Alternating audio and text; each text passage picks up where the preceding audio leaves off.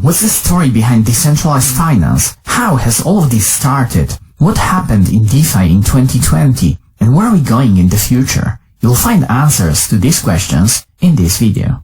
Before we begin, if you want to learn more about decentralized finance and the technology behind it, make sure you subscribe to my channel, hit the bell icon, and enable all notifications. Also, a big thank you to all of our Patreon members for supporting this channel. Throughout this video, I'll be referring to some of our other videos that covered particular events in depth. If you'd like to learn more about these concepts, you can either pause this video and check out other videos or watch them later. Let's start from the beginning. Although there is no one agreed upon date when decentralized finance was born, there were a few important events that made DeFi possible. The first of them was the creation of Bitcoin in 2009 by Satoshi Nakamoto. Despite whether Bitcoin should be classified as DeFi or not, its inception was the key enabler for the whole cryptocurrency industry, which decentralized finance is part of. Bitcoin also allows for sending payments around the world in a decentralized fashion, and payments is one of the areas of finance. Looks like DeFi to me. But more importantly, Bitcoin enabled the creation of Ethereum, a default blockchain for all the top DeFi protocols. Although sending Bitcoin around the world is cool, finance doesn't stop there. Every robust financial system needs a set of other important services, such as lending, borrowing, trading, funding, or derivatives. Bitcoin, with its simple and limited language called script, was just not suitable for these kinds of applications. Script's limitations were one of the most important factors that contributed to the creation of Ethereum by Vitalik Buterin. Ethereum launched in 2015 and quickly started attracting more and more developers who wanted to build all kinds of decentralized applications, ranging from games such as CryptoKitties to financial applications. Ethereum, with its Turing-complete programming language Solidity and the ERC-20 standard for creating new tokens, quickly became a go-to smart contract platform to build on. This leads us to one of the oldest DeFi projects on Ethereum, Maker.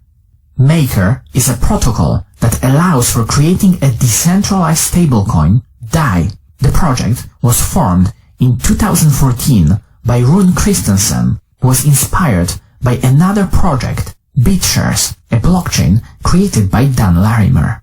Development of Maker was funded by venture capital and was eventually launched at the end of 2017. The first iteration of the protocol, single collateral DAI, supported only ETH as collateral. This was later expanded to multi-collateral DAI that was launched at the end of 2019. Maker remains one of the most important projects in DeFi and is clearly one of the early pioneers of the whole decentralized finance space. Another project worth mentioning that was really popular in 2017 was EtherDelta. EtherDelta was one of the first decentralized exchanges built on Ethereum that allowed for a permissionless exchange of ERC-20 tokens. The exchange was based on an order book. As we know, building order book exchanges on layer 1 is hard and usually results in poor user experience. Despite that, EtherDelta was one of the most popular exchanges for trading different ERC-20 tokens, especially during the ICO era. Unfortunately, the exchange was hacked at the end of 2017. The hacker gained access to EtherDelta frontend and proxied the traffic to a phishing site, scamming the users for around $800,000. On top of this, the founder of EtherDelta was charged by the SEC for running an unregulated security exchange in 2018, which was pretty much a nail in the coffin. Also, during 2017, one of the first big use cases for Ethereum, ICOs, became prevalent. New projects, instead of raising money using traditional methods, started offering their own tokens in exchange for ETH.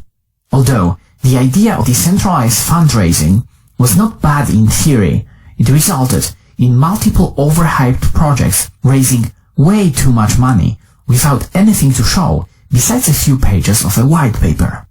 In the plethora of ICOs, there were also a lot of projects that we would today classify as DeFi.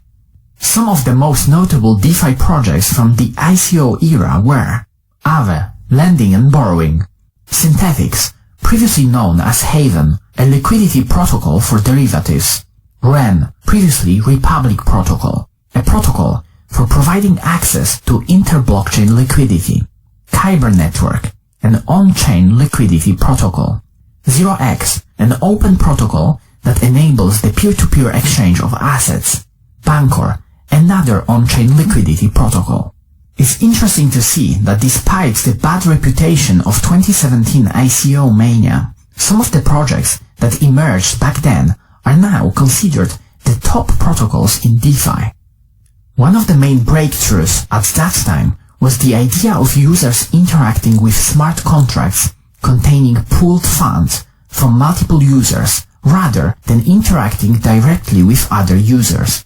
This basically created a new user-to-contract model that was more suitable for decentralized applications, as it didn't require as many interactions with the underlying blockchain as the user-to-user model. After the ICO mania was over and the bear market kicked in, DeFi experienced a relatively quiet period. At least, this is how it looked from the outside. In reality, behind the scenes, major DeFi protocols were being built. I usually call this period of time before comp. We're going to learn later why Compound's comp token liquidity mining was a major breakthrough in DeFi. Before we get to this, let's first explore a few other important protocols and events that happened during that seemingly quiet period of time. On the 2nd of November 2018, the initial version of Uniswap was published to the Ethereum mainnet. This was the culmination of over a year's worth of work by its creator, Hayden Adams. Uniswap is clearly one of the most important projects in the DeFi space. In contrast to EtherDelta, Uniswap was built on the concept of liquidity pools and automated market makers, leveraging, again, the previously discussed user-to-contract model. The first version of Uniswap was entirely funded by a grant from the Ethereum Foundation. In July 2019, another important event happened. Synthetix launched the first liquidity incentive program, a mechanism that later became one of the key catalysts for the DeFi summer of 2020. Also, multiple other DeFi projects launched their protocols on the Ethereum mainnet between 2018 and 2019.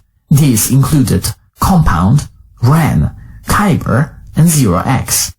On the 12th of March 2020, the price of ETH sharply dropped by more than 30% in less than 24 hours as a result of fears over the global pandemic. This was one of the biggest stress tests for the still nascent DeFi industry. The Ethereum gas fees raised dramatically to over 200 Gwei, which was really high at that time, as a result of multiple users trying to increase their collateral in various loans and trying to trade between different assets. One of the most affected protocols by this event was Maker. The wave of liquidations caused by users' ETH collateral losing value resulted in the Keeper bots, external players responsible for liquidations, being able to bid 0 DAI for the auction ETH collateral. This led to a shortfall of around $4 million worth of ETH that was later accommodated by creating and auctioning additional Makers MKR tokens. In the end, even though events like Black Thursday can be quite severe, they usually result in the strengthening of the whole DeFi ecosystem, making it more and more anti-fragile. This brings us to the major period of DeFi growth, also called the DeFi summer.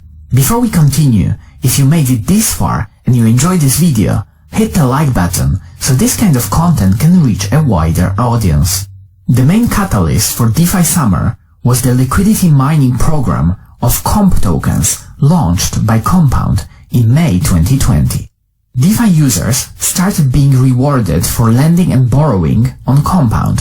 The extra incentives in the form of comp tokens resulted in supply and borrow APYs for different tokens going up dramatically.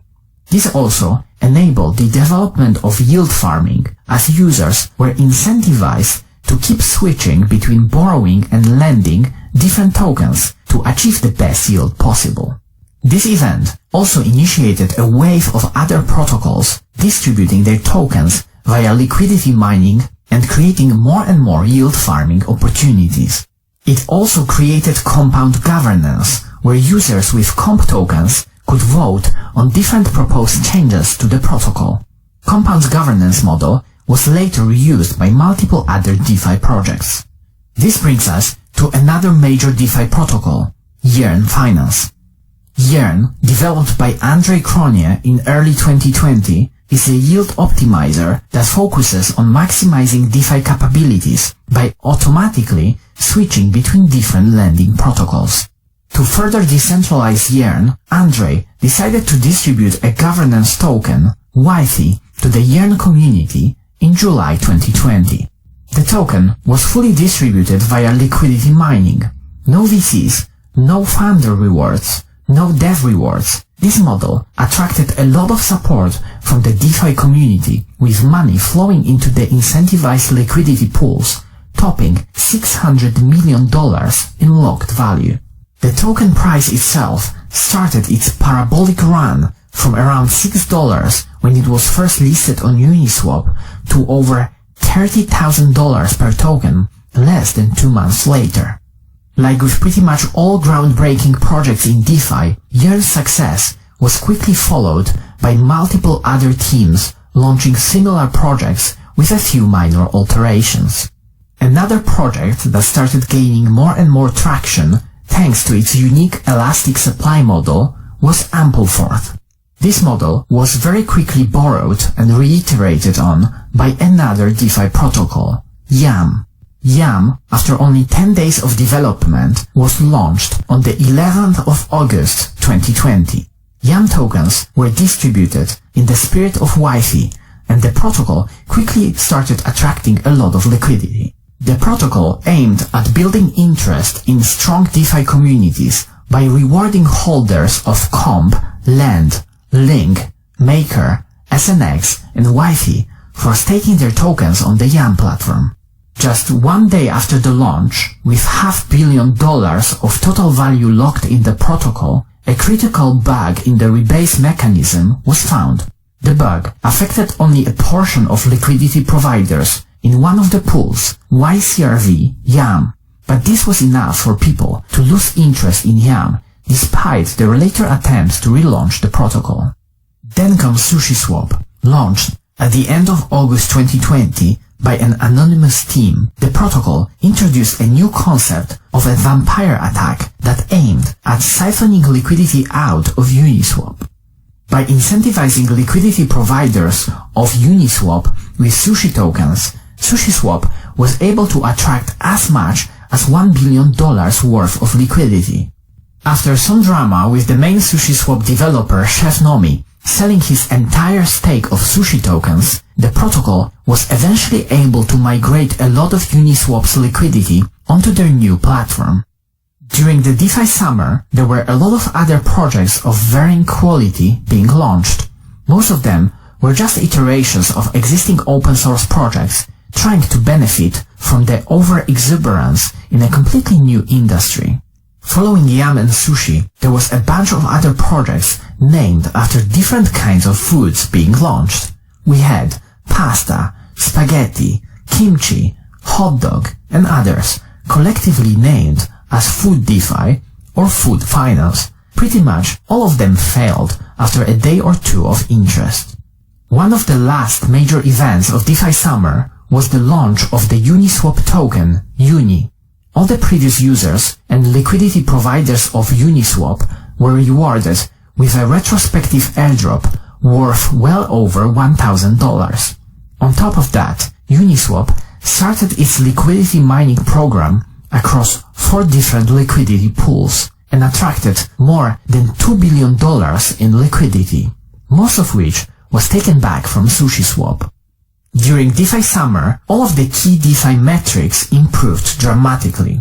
Uniswap's monthly volume went from $169 million in April 2020 to over $15 billion in September 2020, a massive increase of almost 100x.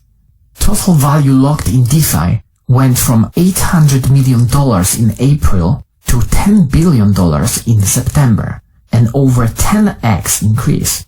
The amount of Bitcoin moved to Ethereum went from 20,000 in April to almost 60,000 in September, a 3x increase. DeFi's parabolic ascent was of course not sustainable long term. The market sentiment quickly changed at the beginning of September 2020. Major DeFi tokens started sharply losing their value. The yields from liquidity mining that are derived from the value of the distributed tokens also became lower and lower. The DeFi winter has come.